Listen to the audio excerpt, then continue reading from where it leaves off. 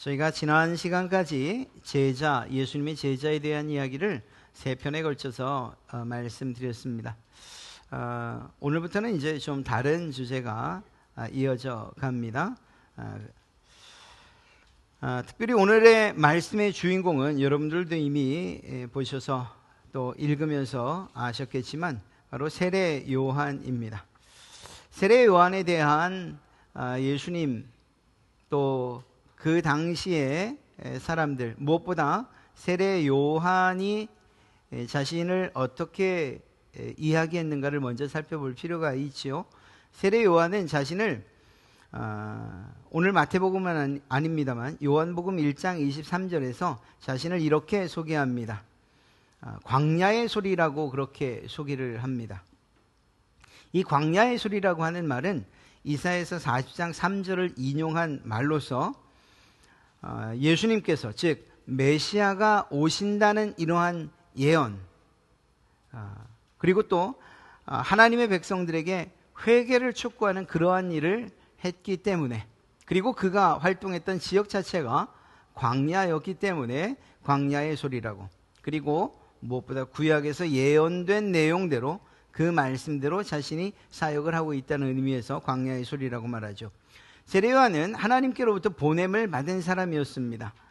그런 점에서는 선지자라고 이야기할 수도 있죠. 그렇기 때문에 이 세례 요한이 했던 이야기들은 하나님께서 이스라엘 백성들에게 하시고자 했던 이야기들이라는 사실을 우리는 기억해야 됩니다. 단순하게 그때의 사회, 정치 이러한 문제들의 주제가 아니고 그런 것들을 살펴서 어떤 하고 싶은 이야기를 한 것이 세례 요한의 메시지가 아니었다는 것입니다. 그는 온전히 하나님의 메시지를 전했다는 거죠. 그러다 보니까 주님께서는 오늘도 읽었던 것처럼 이 세상의 여자가 낳은 자 중에 최고의 사람이다 라는 이러한 칭찬을 하실 수밖에 없었습니다. 그 의미는 예수 그리스도, 즉 오실 메시아를 증거하는, 그리고 그 앞길을 예비하는 그러한 사명을 잘 감당했다라는 면에서 이러한 칭찬을 드는 것이죠. 더 정확하게 말하면 예수 그리스도 그분이 참 빛임을 증거하는 사람이었습니다. 세례 요한 자신이 그랬죠. 나는 빛이 아니다. 나는 그 빛을 증거하러 온 사람이다. 이렇게 이야기를 했습니다. 갑자기 안 되죠. 되는군요. 네, 그래서 예수 그리스도 그분이 참된 빛이시라는 사실들을 증거하는 사람, 바로 세례 요한이었습니다. 이것이 일반적으로 예수님 말씀, 자신의 이야기, 사람들이 어떻게 불렀는가에 대한 평가였죠. 그런데 예수님께서도 오늘 말씀을 통해 보면 세례 요한에 대한 평가가 그렇게 박하지를 않습니다. 예수님께서는 무엇이라고 이야기하시느냐? 첫 번째, 바람에 흔들리는 갈대냐? 요한이 바람에 흔들리는 갈대더냐? 아니라는 거죠. 갈대라는 것은 연약함과 흔들림의 상징입니다. 그러니까 어떤 정치적인 이유에서 혹은 또 사회적인 이유, 그래서 자신이 또 높아지거나 하는 이런 세상적인 이유로 인해서 이러한 메시지를 선포한 것이 결코 아니라는 것입니다. 그는 결코 갈대가 아니었습니다. 요한은 갈대처럼 연약하거나 혹은 사람들에게 쉽게 흔들리는 그러한 사람이 아니었다는 거죠. 오히려 그의 성품은 매우 강직하고 심지가 굳었다는 사실을 알 수가 있습니다. 어디에서 알 수 있느냐? 오늘 우리가 말씀을 읽다 보니 2절에 요한이 옥에서라고 되어 있죠. 지금 요한은 감옥에 갇혀 있는 상태입니다. 사실 어떤 이들은 요한이 너무 이 오지랖이 넓었던 거 아니냐 이렇게까지 이야기하는 분들도 있어요. 왜냐? 요한이 지금 어떤 한 사람을 비판한 것 때문에 옥에 갇힌 거거든요. 그 사람이 누구였냐? 바로 헤롯 안티파스입니다. 그 당시에 분봉왕이었죠. 갈릴리와 베레아 지역을 다스리던 로마의 분봉왕, 그가 바로 헤롯 안티파스입니다. 그런데 이 안티파스가 어떤 부도덕한 일을 저질렀느냐?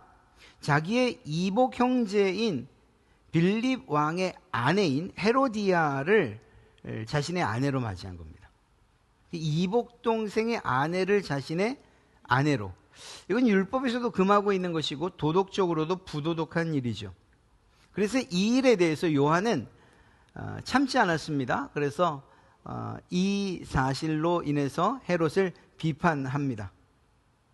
이것은 불법이요, 하나님 앞에 죄악입니다. 이렇게 이야기를 하죠. 이 이야기를 들은 헤롯 안티파스는 화가 납니다. 그러나 이 일에 대해서 아무런 조치를 취할 수가 없었어요. 백성들의 이러한 눈총도 있고 또 여론도 있고 또 무엇보다 이 헤롯 자체를 이 세례 요한 자체를 두려워했기 때문입니다. 그런데 이 사실을 안 헤로디아, 그 아내가 매우 악한데 결국은 세례 요한을 죽이라고 계속해서 옆에서 이렇게 선동을 하고 또 그리고 아내의 압박을 통해서 결국은 죽이진 못했지만 옥에 가두어지게 되죠. 최후는 어떻게 되느냐? 결국 이 헤로디아의 딸 그가 이 춤을 추고 그리고 그 춤에 반한 이 헤롯이 네가 원하는 건 무엇이든지 해주겠다는 말에 어머니와 상의를 한 끝에 요한의 머리를 은쟁반에 담아 오십시오. 이래서 결국은 요한이 죽게 되죠. 이러한 일련의 사건들을 볼 때 요한은 적어도 세상 권력에 굽히는 사람, 머리를 조아리는 사람은 아니었습니다. 그만큼 강직하고 그리고 심지가 굳었고 자신의 의지가 강했던 사람이라는 사실을 알 수가 있죠. 그러니까 바람에 흔들리는 갈대냐라고 물었던 그러한 예수님의 말씀, 아니다. 그는 매우 심지가 강했다. 예수님께서 칭찬하고 계신 것입니다. 두 번째는 또 이렇게 물으시죠. 부드럽고 화려한 옷을 입고 사치하는 자냐? 세례 요한? 그런 사람 아니다. 이렇게 이야기합니다. 여러분, 이 부드럽다라는 것은 너무나도 고와서 여성스럽기까지 하다는 그러한 의미입니다. 그런데 세례 요한이 입고 있던 옷들을 기억하시죠? 그것은 낙타털옷이었고 그리고 가죽띠를 두른 채 광야에서 생활을 했습니다. 먹는 것도 석청을 먹었습니다. 그러니까 이 부드러운 이미지와는 너무나도 다르죠. 여기에서 오늘 말씀에도 있는 것처럼 궁전이라는 표현을 씁니다. 왕궁에 있느니라. 부드러운 옷을 입은 사람들은 왕궁에 있다라고 하신 예수님의 말씀을 비추어 볼 때 이것은 아마도 헤롯 안티파스에 대한 우회적인 예수님의 비판이었다, 이렇게 해도 틀리지 않을 겁니다. 고운 옷을 입은 사람들 보려면 헤롯 왕에게 가라, 왕궁에 가라. 세례 요한은 적어도 그런 사람이 아니었다. 그는 낙타털 옷을 입고 가죽띠를 두르고 하나님께서 하게 하신 그 말씀만을 선포했던 그러한 사람이다. 그는 결코 사치하는 사람이거나 세상과 이렇게 결탁하는 사람이 결코 아니다라는 이야기를 하고 계신 것이죠. 요한에 대한 예수님의 평가가 제법 후하지요. 한 가지 더 말씀하시는데 선지자보다 나은 자더냐? 그 대답은 그렇다입니다. 세례 요한은 선지자, 지금까지 왔던 선지자보다 나은 자이다, 훨씬 나은 자이다. 예수님은 그렇다라고 대답을 하시죠. 여러분, 세례 요한이 나타나기까지, 구약 시대가 말라기로 단절된 이후 세례 요한이 나타나기까지 이렇게 성경에 기록된 첫 번째 선지자가 누군지 아십니까? 바로 이 사람입니다.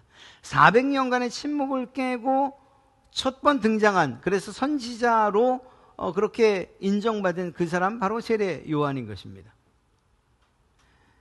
또한 사람들은 이러한 선지자 요한을 보기 위해서 광야로 몰려갔습니다. 그가 선포하는 그 하나님의 메시지를 듣기 위해서 광야로 나갔던 것이죠. 선지자의 역할들을 충분히 했습니다. 너무나도 충분히 했습니다. 그러니까 선지자보다 세례 요한은 더 나은 선지자이다, 이런 이야기를 주님께서 하고 계신 것이고, 그건 큰 칭찬이라고 하지 않을 수가 없는 거죠. 예수님은 요한이 지나온 지금까지 있었던 선지자들보다 더 나은 자라고 하셨는데 그 이유가 뭘까? 그건 예수님, 즉 메시아와 관계된 일이기 때문입니다. 그러한 선포였기 때문이죠. 세례 요한이 선포한 내용, 그것이 무엇이죠? 메시아의 길을 예비한 것이죠. 내 뒤에 오시느니 나는 그의 신들매를 풀기도 들기도 그것조차도 감당하기 어려운 자다. 자신을 낮추고 오실 메시아를 높였습니다. 말씀드린 것처럼 구약과 신약을 잇는 그러한 연결고리에 바로 이 세례 요한이 있다 해도 과언이 아니죠. 또한 더 나아가서 바로 오시는 예수 그리스도를 직접적으로 증언한 자이고 그리고 예수님에게 세례까지 베풀었던 사람입니다. 예수님께서 세례 요한을 칭찬하지 않을 이유가 없습니다. 그런데 그럼에도 불구하고 예수님께서 무슨 말씀을 하시는가? 세례 요한이 보낸 제자들에게 뭐라고 말씀하시는가는 아주 중요합니다. 뭐라고 이야기하죠? 6절 말씀을 보니 누구든지 나로 말미암아 실족하지 아니하는 자는 복이 있도다. 이 말을 풀어 말씀드리면 이렇게 이야기할 수 있습니다. 만일 내가, 예수님을 말씀합니다. 만일 내가 세례 요한 내가 말하는 것처럼 기대하던 메시아와 다르다면서 네가 실족하지 않는다면 요한아 너는 복이 있다. 이 말은 무슨 말일까요? 지금 세례 요한이 실족할 위기에 처해 있다는 걸 이야기하는 거죠. 이유는 무엇입니까? 세례 요한은 예수님에 대해서 내가 기대하던, 내가 선포하던 메시아와 다르다라는 이러한 생각을 가지고 있었던 겁니다. 그래서 이 생각만 가지고 있지 않는다면, 이 생각이 너를 넘어뜨리지 않는다면, 이 생각 때문에 내가 실족하지 않는다면 넌 정말 복 있는 사람이다. 예수님께서 그렇게 말씀하고 계신 것이죠. 왜 이런 이야기를 하셨을까요? 옥에 있는 세례 요한이 자신의 제자들을 예수님에게 보내서 이 질문을 합니다. 바로 3절의 질문입니다. 오실 그이가 당신이십니까? 우리가 다른 일을 기다리오리이까? 이 말이 무슨 의미일까요? 예수님을 향해서 세례 요한이 묻는 거예요. 당신은 진정한 메시아가 맞습니까? 구약에서 예언된 그 메시아가 맞습니까? 아니면 우리가 다른 메시아를 기다려야 하는 겁니까? 지금 세례 요한이 생각하던 메시아와 실제 예수님, 메시아로 오신 예수님의 이 사이에 괴리가 있는 거죠. 거리가 있는 거예요. 그가 원하던 메시아가 과연 어떤 메시아였길래 지금 메시아의 사역을 잘 하고 계신 예수님에 대해서 이런 의구심을 품을 수밖에 없었냐? 예수님에 대한 세례 요한의 기대와 실망이 있었던 것만큼은 분명합니다. 그러니까 자신이 지금 옥에 갇혀있는 이런 상황 가운데에서도 예수님에게 제자들을 보내서 예수님이 과연 내가 선포한, 내가 그 길을 예비한 메시아가 맞느냐고 묻고 있는 것이죠. 세례 요한은 사실 그가 선포한 그 메시지의 이면엔 이스라엘 백성들 그들이 일반적으로 원하던 바 메시아의 상이 있었습니다. 그것이 무엇일까요? 정치적이고 심판적인 역할을 하는 메시아 말입니다. 이 당시는 로마의 속국에 있었기 때문에 이들의 소원은 독립이었습니다. 어떻게든 로마로부터 독립을 하는 것, 이것이 그들의 목표였어요. 왜냐? 아까 말씀드린 헤롯도, 분봉왕도, 총독도 로마 사람으로, 그래서 로마의 지배하에 있을 수밖에 없었습니다. 어느 정도 자유가 보장되긴 했습니다만 끊임없이 자신들의 경제, 이 모든 이 재산들이나 경제권들을 모두 다 빼앗아가는 것, 그 중심에 섰던 사람이 누구죠? 바로 이 글을 쓴 마태, 세리 마태입니다. 세리들을 통해서 자신들을 끊임없이 이 경제, 자신들의 이 돈들을 빼앗아가는 이 로마. 정치적으로도 사실 자유로울 수가 없죠. 어떻게 자유로울 수 있겠습니까? 그러다 보니까 실제로 열혈당원이라고 하는 가룟 유다가 소속되어 있다라고 하는 그런 열혈당원들은 그들의 당의 목적이 이러한 무력을 행사해서라도 우리가 독립을 이루자, 이것이었습니다. 실제적으로 이러한 무장 항쟁을 하기도 했죠. 세례 요한도 이러한 일반적인 유대인들의 생각과 별반 다르지 않은 메시아관을 가지고 있었던 겁니다. 정치적으로. 그래서 로마의 그러한 압제로부터 벗어나 해방시키는, 그리고 악에 대해서 심판하는 이러한 메시아, 그래서 왕으로 오시는 그러한 메시아를 기대했던 것 분명합니다. 그런데 예수님께서 정작 오셔서 하셨던 내용이 무엇입니까? 그분의 사역이 무엇입니까? 오늘 예수님께서 하신 사역들을 이렇게 이야기하고 있습니다. 주님께서 5절을 보니 맹인이 보며 못 걷는 사람이 걸으며 나병 환자가 깨끗함을 받으며 못 듣는 자가 들으며 죽은 자가 살아나며 가난한 자에게 복음이 전파된다. 이런 내용들은 요한이 기대하는 바가 아닌 거예요. 오늘은 갈릴리에서 로마 총독, 로마 분봉왕을 무찔렀습니다. 로마인들과 지금 싸우기 위해서 작전과 전략을 짜고 있고 사람 독립군을 모집하고 있습니다. 뭐 이런 소리가 들렸다면 충분히 이해하고 또한 세례요한도 받아들였을 거예요. 그런데 예수님의 이러한 모습은 온유함이었고 겸손함이었습니다. 예수님의 사역 방식이 마음에 들지 않았다, 이렇게도 이야기할 수 있는 것이죠. 이것은 사실 세례요한만이 아니라 많은 사람들의 생각이 그랬습니다. 무엇보다 세례요한 자신의 상황이 지금 아주 난감한 처지에 있죠. 아니, 지금 옥에 갇혀 있는 상황이지 않습니까? 그것도 어떤 불의한 일 때문이 아니라, 부조리한 일 때문이 아니라 정의 구현 차원에서 했던 이야기 때문에 지금 옥에 갇혀 있잖아요. 이 정도 되면 예수님께서 그렇게 칭찬하고 모든 사람들이 선지자로 보는 그러한 요한 자신을 어떤 방법을 통해서든지 좀 구해 주셔야 되는 것 아닌가, 이러한 생각도 없지 않았을 겁니다. 어찌되었거나 세례 요한은 예수님에 대한 기대가 있었는데 그 기대에 못 미치는 예수님 때문에 실망했던 것만은 틀림없어요. 그래서 했던 말이 무엇이라고요? 당신을 메시아로 내가 선포했는데 우리가 혹시 다른 메시아, 구약에서 말하는 다른 메시아를 기다려야 되는 것 아닙니까? 이렇게 되물을 수밖에 없었던 것입니다. 예수님께서는 그렇지 않다는 사실을 분명하게 이야기하셨어요. 앞서 말씀드렸던 5절에 기록된 예수님의 그 사역들은 이미 이사야가 선포했던, 예언했던 내용들이고, 그리고 그 메시아의 사역을 주님은 잘 행하고 계셨습니다.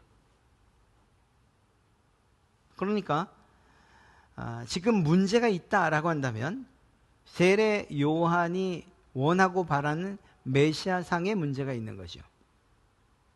예수님은 예수님의 사역을 잘 해가고 있었습니다.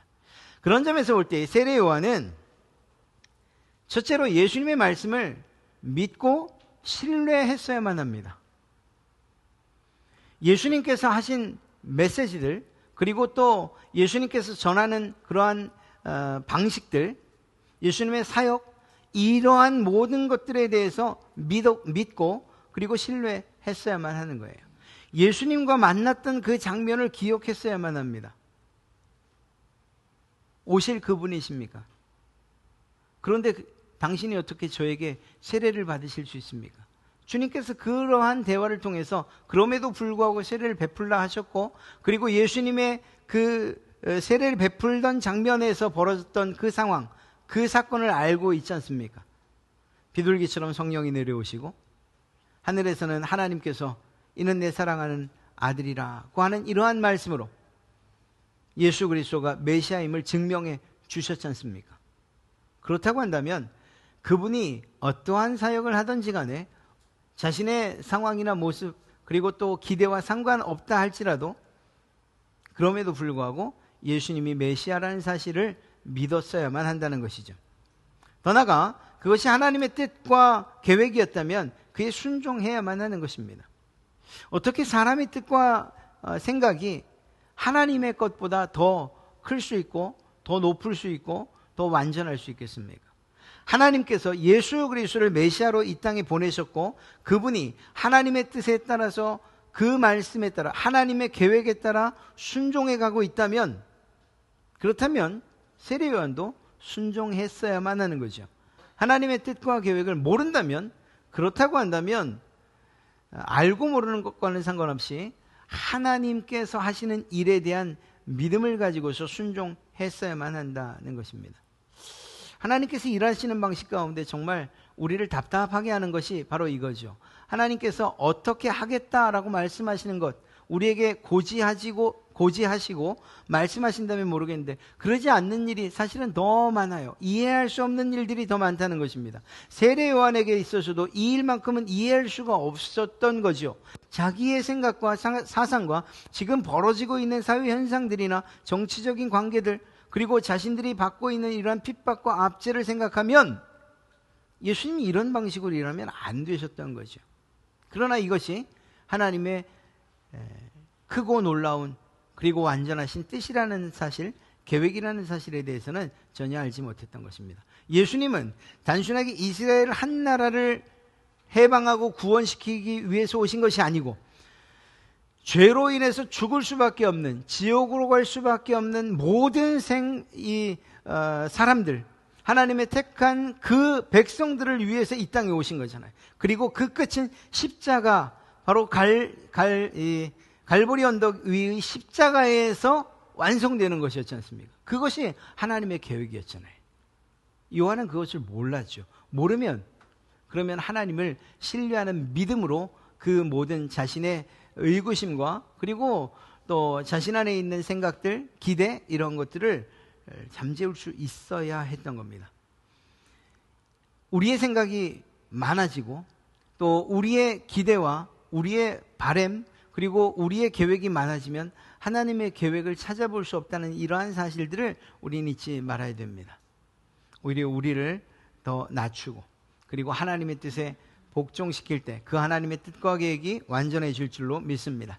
그런 점에서 세례 요한은 더 참았어야 돼요. 더 기다렸어야 했고, 그리고 그 기다림 가운데 예수 그리스도의 사역을 응원하면서 기대했어야 돼요. 예수님의 사역이 완성될 때에 이루어질, 하나님께서 계획하신 일들이 성취될 때 이루어질 그 축복을 생각하며 기대했어야 되는 거죠. 세례 요한은 이러한 점에서 실패했어요. 안타깝지만. 물론 그렇다고 해서 세례 요한이 이 문제들로 인해서 예수님께서 하셨던 그 칭찬이 무효된다거나 그가 했던 사역이 폄하돼서는 결코 아니죠. 그러나 적어도 오늘 이 말씀, 당신이 바로 메시아 맞습니까? 내가 선포하고 예비했던 그 메시아 맞습니까? 라고 하는 이 말에 대한 대답만큼은, 그 질문만큼은 세례 요한이 잘못 생각했던 것이라는 것을 우리는 알아야 됩니다. 그리고 그 이유가 무엇이냐? 바로 하나님의 말씀과 그분의 사역에 대한 믿음이 없었고, 더 나아가 하나님의 뜻과 계획에 대한 순종이 없었으며, 그리고 그 뜻이 이루어지는 그 간에, 그리고 그것이 완성될 때까지 인내하고 기다리는, 그리고 기대함이 없었다는 사실, 이것만큼은 틀림이 없는 것입니다. 오늘 말씀을 보면서 우리는 이 세례 요한을 통해서 배움이 있어야 되죠. 세례 요한의 이러한 실수, 혹은 또 그가 했던 말이나 예수님에 대한 태도, 이것들을 통해서 우리가 배우는 신앙의 자세들이 있어야 된다는 것입니다. 하박국서 2장 4절에서는 무엇이라고 이야기하고 있습니까? 의인은 그의 믿음으로 말미암아 살리라. 의인의 사는 방법, 오직 하나, 바로 믿음이라는 사실입니다. 세례 요한도 이 부분에 있어서 흔들림이 없었더라면, 그 믿음에 흔들림이 없었더라면 예수님께 그와 같은 질문을 하지도 않았을 것이고, 오히려 인내하고 기도하며 기대했을 것입니다. 바로 이 믿음이 흔들리지 않는 이것이 중요하죠. 그런 점에서 우리는 어떤 태도로 하나님 앞에 나가야 되는가? 주님 앞에 어떤 성도로서 서야 하는가? 첫째는 예수 그리스도의 말씀을 믿고 신뢰해야 합니다. 하나님의 말씀이기도 하죠. 오늘 우리에게 주신 하나님의 말씀, 하나님의 뜻과 계획, 바로 이것. 하나님의 말씀을 통해서 우리에게 주시는 이러한 메시지들, 예수 그리스도를 믿고 신뢰해야만 합니다. 세례 요한은 예수님이 누군지도 알고 있었어요. 하나님의 아들이자 메시아라는 사실도 확신했어요. 자신 뒤에 와서 성령과 불로 세례를 주실 것까지도 예언했어요. 그러나 자기 자신의 삶 속에서 일어난 여러 가지 상황들로 인해 예수님에 대한 기대, 그리고 예수님에 대한 그러한 바람이 무너지자 결국은 예수님에게 의구심을 품을 수밖에 없었던 것입니다. 물론 그 이후에는 예수님의 말씀과 사역을 그대로 신뢰했던 것을 알 수가 있죠. 사랑하는 성도 여러분, 우리가 세상을 살아가면서 특별히 신앙생활을 하면서 이해할 수 없는 이런 상황들을 만날 때가 있어요. 요한의 입장에서 보면 내가 이렇게 올바른 말을 했음에도 불구하고 왜 옥에 갇히지? 내가 전파했던 메시아, 그분은 이런 메시아가 아닌데 왜 내 생각과 다르게 예수 그리스도는 사역을 하고 있지? 세례 요한이 생각했던 것처럼 우리의 삶 가운데도 우리가 생각지 않았던 이러한 이해할 수 없는 상황들을 만날 때가 있다는 거예요. 있습니다. 특히 믿음 안에서 이해할 수 없는 것들. 더 열심히 하려고 하면 그러면 더 많은 유혹과 그리고 시험이 있고 또 그 유혹과 시험이 예전과는 너무나도 달라서 정말 무릎을 꿇게 만드는 이러한 일들이 실제로 이루어집니다.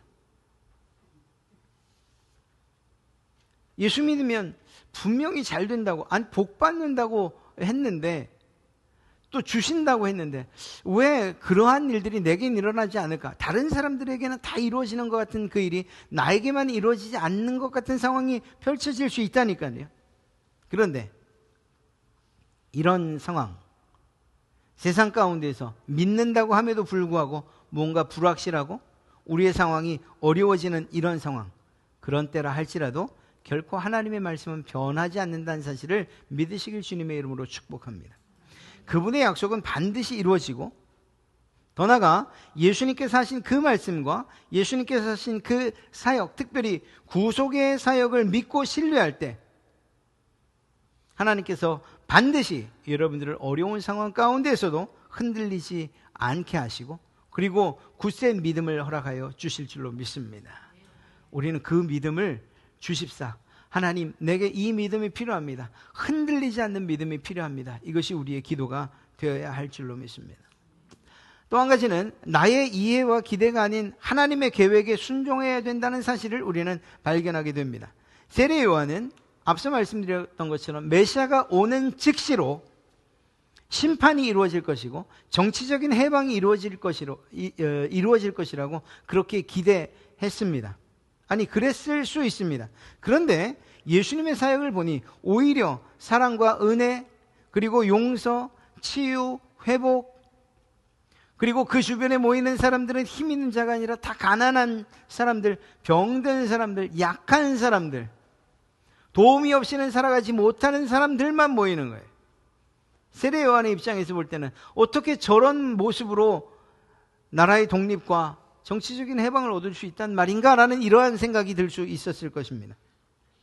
이것 때문에 세례 요한은 사실 큰 혼란을 겪었을 것입니다. 그리고 그것이 오늘 질문으로 나타났겠죠.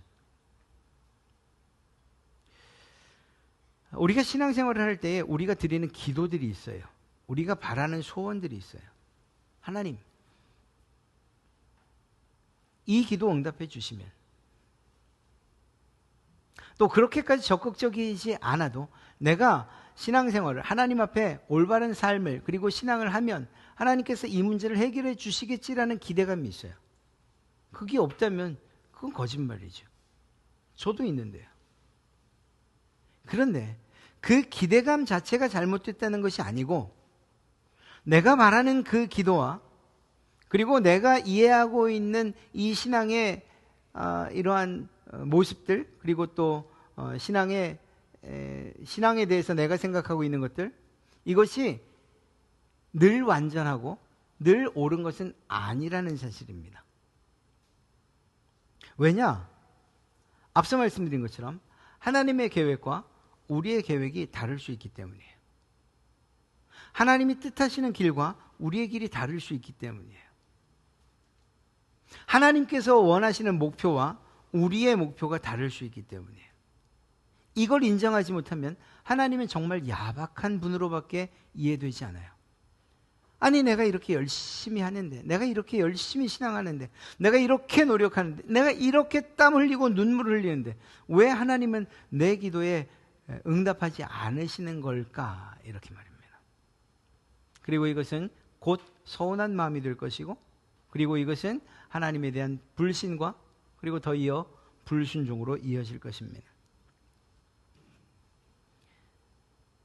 우리가 신앙을 하면서 가장 어려움을 겪는 문제가 바로 이거예요. 내 기대와 하나님의 계획이 다를 때. 사랑하는 성도 여러분, 여러분이 이 문제를 해결하시기만 한다면 더 성숙하고 더 행복한 신앙생활로 여러분들이 들어가실 수 있을 것이라고, 그러한 신앙생활을 할 수 있을 것이라고 저는 확신합니다. 정말 담대하게 말씀드릴 수 있습니다. 하나님, 내 기대를 하나님의 계획에 무릎 꿇게 하는 이 일이 쉽지 않지만, 그러나 그 일에 성공하면 여러분들은 신앙의 자유함을 누리게 될 것입니다. 우리의 삶의 문제 때문에 하나님을 의심하거나 또 하나님을 원망하거나 하나님을 불평하는 일들은 결코 없을 것이라는 거예요. 이스라엘 백성들이 40년 광야 생활을 했던 이유가 무엇입니까? 가데스 바네아에서 그들은 기대했던 바가 있어요.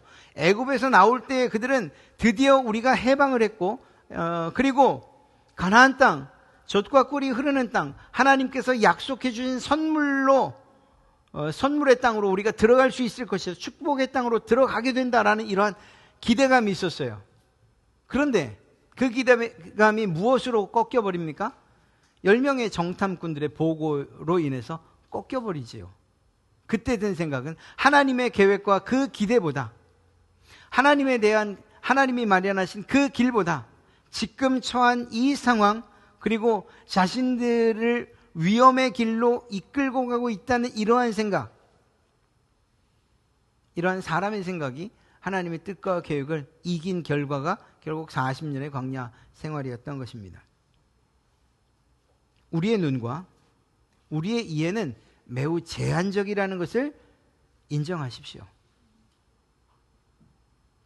내가 모든 것을 다 안다, 내가 원하는 모든 것들이 다 이루어져야만 한다라는 이 생각도 주님 앞에 내려놓으십시오. 완전한 것은 하나님의 뜻과 계획 외에는 없습니다. 그래서 우리는 절대라는 이야기를 할 수가 없어요. 우리가 무엇인데, 어떤 일에 대해서 내 인생이든 내 자녀의 일이든 내 가정의 일이든 교회의 일이든 절대라고 말할 수 있겠습니까? 절대 없어요. 우리가 절대라고 말하는 순간 그것이 하나님의 길이 아니라면 그 절대는 반드시 무효됩니다. 그러니까 절대라고 말하지 마시고 하나님의 뜻이라면 이라고 기도하는 것이 옳은 것입니다. 우리 자신의 이해와 기대를 내려놓고 하나님의 뜻에 순종하는 이러한 자세가 우리에게 필요한 것입니다. 하나님의 뜻과 계획은 우리의 생각을 뛰어넘어서 완성되어지고, 그리고 그 계획에 순종할 때 진정한 평안을 누리게 될 줄로 믿습니다. 한 가지 더 말씀드린다면 기도를 통한 하나님과의 교제가 필요합니다. 세례 요한, 하나님과 깊은 교제를 했기 때문에 그의 사역은 성공할 수 있었습니다. 사명 감당을 하기 위해서 끊임없이 기도했을 것입니다. 안타까운 것은 마지막에 이 메시아에 대한 궁금증 그리고 의구심이 들 때에도 그가 기도했었더라면 하나님께서 확실한 응답을 주지 않으셨겠습니까? 제자를 보내기 이전에 하나님의 뜻이 무엇인가를 한 번 더 요청했더라면 하나님께서 응답하지 않으셨겠는가? 사랑하는 성도 여러분, 우리도 세례 요한처럼 기도해야 됩니다. 그러나 그 기도가 멈춰서는 안 돼요. 여러분이 주님 앞에 서는 그날까지 계속 되어져야 됩니다.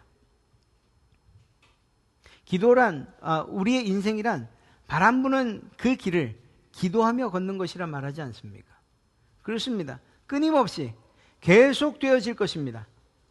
바람이 불 것이고 폭풍이 몰아칠 것입니다. 그러나 그것 때문에 우리가 가는 길을 멈출 수도 없고, 그리고 더 나아가 기도하는 일을 멈출 수는 더더욱이 없습니다. 끝까지 기도하시기를 주님의 이름으로 축복합니다.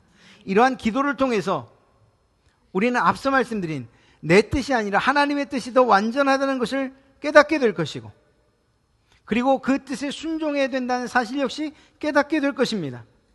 기도로서 여러분들은 올바른 신앙의 길들을 걷게 될 줄로 믿습니다. 우리의 신앙을 지탱하는 가장 중요한 요소 가운데 하나가 무엇이냐? 바로 기도인 줄로 믿습니다.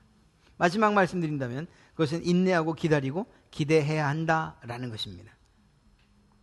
세례요한은 자신에게 이루어질, 자신이 했던 그 메시지가 성취될 날들을 기다리면서 인내했어요. 그러나 그 인내가 안타깝게도 옥에 갇히는 상황에서 멈춰졌던 거죠.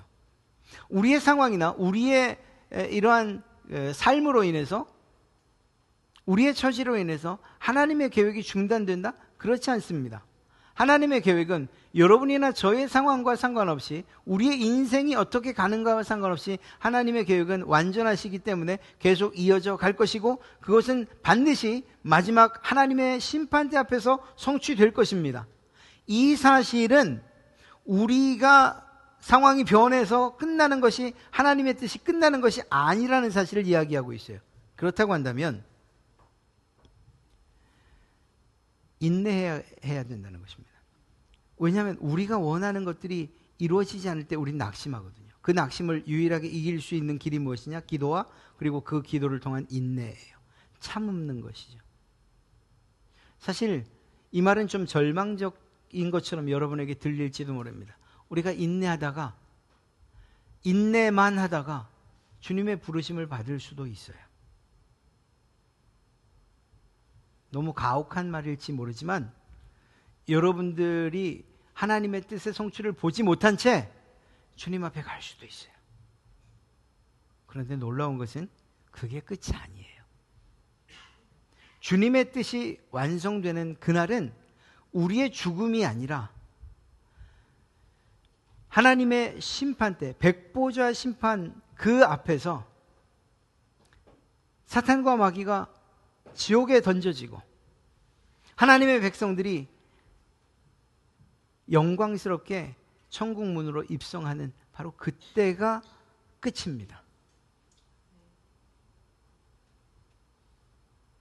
너무 먼 하나님의 뜻과 그리고 그 성취의 날을 여러분들에게 말씀드리는 것인지 모르지만, 그러나 이것은 사실이에요. 우리의 믿음의 선배들이 그 사실을 알았기 때문에 모진 고문과 협박과 그리고 죽음, 이 순교를 당하면서도, 그러면서도 하늘문을 바라볼 수 있었던 거예요. 스데반처럼 말입니다. 우리의 상황이 이러한 순교나 혹은 고통과 고난을 받는 상황이 아니라 할지라도 부드러워지고 그리고 유해진 우리의 신앙생활, 그리고 그러한 환경 때문에 우리의 믿음이나 우리의 신앙이 흔들려서는 안 되죠. 왜냐하면 그런 상황이어도 하나님의 뜻은 변하지 않으니까 말입니다. 하나님의 때는 우리의 생각과 다를 수 있고, 하나님의 계획은 우리가 예상치 못하는 방식으로 이루어질 수 있습니다. 지금 우리가 살아있는 동안의 말입니다. 그러나 그 끝은 분명하고 확실합니다. 그 끝에는 완전한 구원이 있고, 더 나아가 완전한 평안이 있는 줄로 믿습니다. 주님, 하나님께서 그토록 원하시던 임마누엘, 하나님과 함께하는 날이 그 끝에 있을 줄로 믿습니다. 이 사실에 대한 흔들림이 없으시기를 주님의 이름으로 축복합니다. 그럴 때 비로소 우리는 인내할 수 있는 거예요. 말씀드린 것처럼 우리의 목숨이 끝나는 날까지 인내해야 할지 모르지만, 그럼에도 불구하고 그것에 대해서 불평하지 않고 원망하지 않고 끝까지 인내할 수 있는 거예요. 그리고 기대하는 거예요. 눈을 감는 순간까지도 기대하는 그 마음이 있기에 믿음의 성도들의 마지막이 그렇게 평안하고 아름답기까지 한 것입니다. 만약에 이 세상이 끝이라고 한다면 우리는 눈을 감을 수 없을 거예요. 80년이 아까워서, 90년이 아까워서, 내가 이렇게 끝도 그리고 또 보장도 받을 수 없는 이 마지막을 위해서 내 인생을 허비했던가, 이런 생각이 말입니다. 그러나 걱정하지 마십시오. 그것은 우리의 기후에 지날 뿐입니다. 결코 그렇지 않습니다. 하나님의 때는, 그리고 그분의 계획은 반드시 성취될 것이고 완성될 것입니다. 사랑하는 성도 여러분, 인내는 단순하게 어떤 시간을 견뎌내는 것만이 아닙니다. 그냥 요 타임만, 이 시간만, 이 사건만 지나면 된다라는 그러한 마음, 그것이 아니에요. 그것이 아니고 하나님께서 반드시 이루실 것이라는 이 사실들을 기대하고 소망하는 것, 그러면서 기다리는 것을 인내라고 이야기하는 것입니다. 막 억지로 이것만 견디면 어떻게 하나님께서 또 우리에게 은혜를 베푸시겠지, 이런 마음이라면 다음에 계속되어진 인내에 지치고 말아요. 아닙니다. 단순하게 시간과 상황을 견디는 것이 아니라 하나님이 이루실 일들을 소망하세요. 그 일들을 바라보시고 그 일들이 완성될 때 여러분들에게 주어질 놀라운 축복들을 기대하시기를 주님의 이름으로 축복합니다. 우리는 그런 점에서 하나님의 신실하심을 믿고 그분의 약속이 이루어질 날들을 기대하고 기다리고 그리고 기대해야 할 줄로 믿습니다. 그러한 여러분 되시기를 주님의 이름으로 축복합니다.